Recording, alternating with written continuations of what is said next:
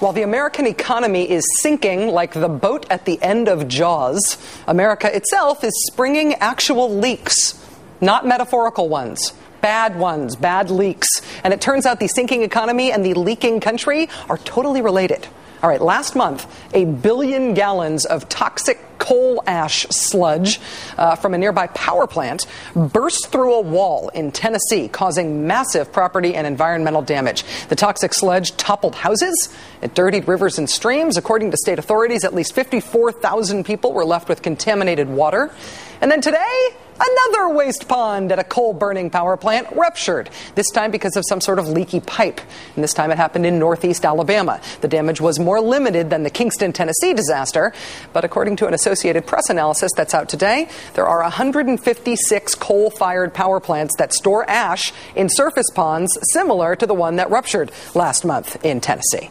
And these waste repositories are virtually unregulated. And this structural and environmental crisis is absolutely related to Barack Obama's ostensible top priority, the economy, which today it was revealed lost another 524,000 jobs in a single month. In 2008, for the year, America lost another 2.6 million jobs. That's the highest yearly job loss total since 1945. The unemployment rate shot up from 6.7% in November to 7.2% last month. That's the worst unemployment rate in 16 years. But as Obama's stimulus deal meets opposition from both political parties, consider this. It is not just the job market that is in dangerous freefall in this country. It's the country's infrastructure, too. Not the free broadband or the wind farms that some politicians like to either inveigh against or put on bumper stickers, depending on their politics. It's the stuff that we've already got. It's our dams and our waste-holding ponds and the water-supplying pipes and our bridges. It's the stuff that, when it fails, makes for a genuine catastrophe. A new documentary from PBS called Blueprint America, The Big Fix, documents some elements of this crisis. In August of 2007, when that bridge over the Mississippi River in Minneapolis came crashing down, 13 people died and over 140 others were hurt. The disaster in Minnesota woke the nation up to what many highway officials already knew. Structurally deficient bridges and overpasses are an epidemic in every state. An epidemic. Should opponents of the Obama proposed stimulus plan consider the other crisis, the not just economic crisis that plan intends to remedy? Joining us now is David Brancaccio, host of Now on PBS and also the PBS documentary Blueprint America, The Big Fix. David, it's so nice to meet you. Thank you for being here. Pleasure to be here, Rachel. Of all the infrastructure flashpoints or crises that you investigated, what would you describe as the most dangerously out of repair?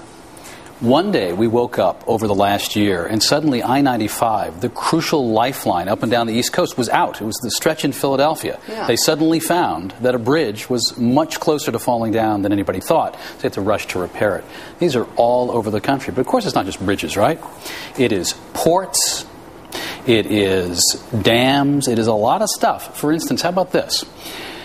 How you get all this groovy green power into homes requires electric power lines. Those are antiquated. We know when it gets hot, they fall apart, and we have blackouts.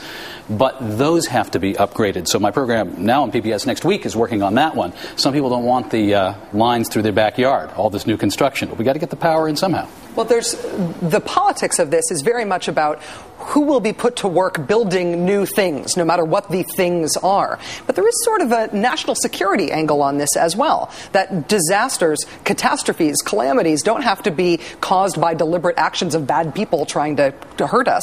They could be caused by our own negligence. I wonder to a certain extent if we're starting to see the redefinition of this as homeland security.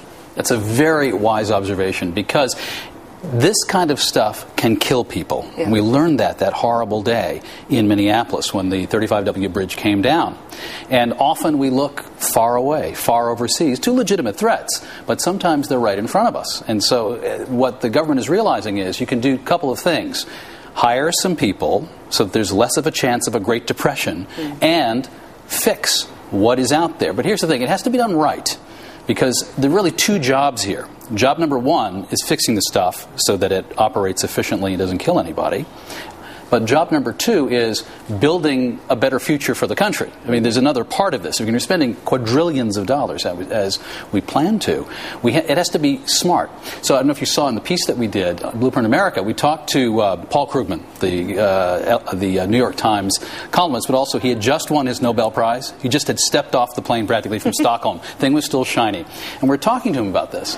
And he said in the Great Depression, during the New Deal, when all similar spending was being done, by and large, corruption wasn't that much of a problem, because we're worried about that now. We're going to spend all this money on these projects. We don't want to build bridges to nowhere. And Krugman said, back during the New Deal, we were able to hire the best and the brightest to government service. So we got good people, and they didn't abuse and lose all the money. We have to figure out a way to do it this time, because this has been, how many decades of people making fun of people who want to do government service? Right. We've got to change the ethos of that, and that's one of the sorts of things that you can do with a lot of political capital, say, if you were, say, a very popular new president who gave great speeches. The way that politicians now talk about what ought to be funded in this infrastructure spending that is definitely coming of some kind is that projects should be shovel-ready. What does shovel-ready mean, and is that a good way to plan what to do? Well, here's the thing. I mean, what projects are out there so that if the funding spigot were turned on, they could immediately start digging? One where they've done the environmental impacts, where they have real blueprints. Because if it's people dreaming things up overnight to get the federal money, that could turn out badly. And you're even seeing people like Paul Krugman reevaluate their positions, saying to themselves, well, wait a minute, we want to be sure that there are enough projects out there. What if there are not shovel-ready projects, not enough ready to roll? And so we do have to think more widely about what is infrastructure. You were mentioning it a little bit earlier, but it can be things like investments in alternative energy. And you say, healthcare, is that infrastructure? Well, what about the information technology that could be used to share your medical records if that's something that you want to do? That stuff also has to be fixed with some of this money. What about the public health capacity to respond to a natural disaster or to a terrorist attack or any other major calamity? I mean, you that's go all out to part of the public hospitals in places like Los Angeles. You can see, there are cracks in the wall from earthquakes past. Last time I visited, a lot of investment is clearly needed, and we got the money because Obama says we're going to, what was a $1.2 or $1.3 trillion deficit he was talking about. Yeah. They're going to be spending this. But it's interesting, you're talking about the Tennessee problem when the coal ash suddenly enveloped a town. That's not a natural disaster. That is somebody not doing the proper infrastructure investments to prevent that from happening. How many of those pools of coal ash are there around? It was like 1,300 dumps. Well, the one that failed in Alabama was inspected on, they announced December 31st that it was fine. Yeah, no problem at all. PBS's David Brancaccio, it's really nice to see you. Thank you for being here tonight, and congratulations on the documentary. Thanks. It was a real pleasure to be here.